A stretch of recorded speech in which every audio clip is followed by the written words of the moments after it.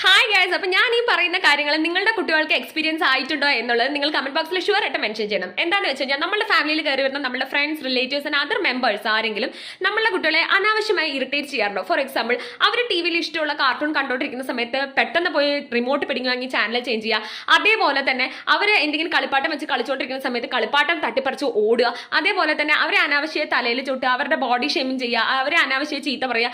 അവരെ എല്ലാം കഴിഞ്ഞ് അവർക്ക് അറ്റ് ദ എക്സ്ട്രീം എത്തി കുട്ടികളെ റിയാക്ട് ചെയ്യാൻ തുടങ്ങി കഴിഞ്ഞാൽ പിന്നെ ഈ കുട്ടികൾ റിയാക്ട് ചെയ്തതായിരിക്കും നമ്മുടെ ഫാമിലിയിൽ നമ്മൾ കാണുന്ന ഏറ്റവും വലിയ തെറ്റ്.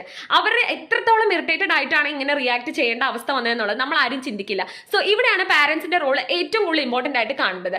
നിങ്ങൾ ഇങ്ങനത്തെ സിറ്റുവേഷൻസ് എക്സ്പീരിയൻസ് ചെയ്യണമെങ്കിൽ നിങ്ങളുടെ കുട്ടികളെ നിങ്ങൾ പ്രൊട്ടക്ട് ചെയ്യേണ്ടത് നിങ്ങളുടെ റെസ്പോൺസിബിലിറ്റീസ് ആണ്. റിലേറ്റീവ്സിന്റെ ഇങ്ങനത്തെ ആക്ടിൽ നിന്ന് കുട്ടികളെ ഒന്ന് നിങ്ങൾ ജസ്റ്റ് പ്രൊട്ടക്ട് ചെയ്ത് പിടിക്കൂ. ആൻഡ് നമ്മളല്ലാതെ നമ്മുടെ കുട്ടിയെ ആരാണ് പ്രൊട്ടക്ട് ചെയ്യുക? So make sure that your children are protected from all the unnecessary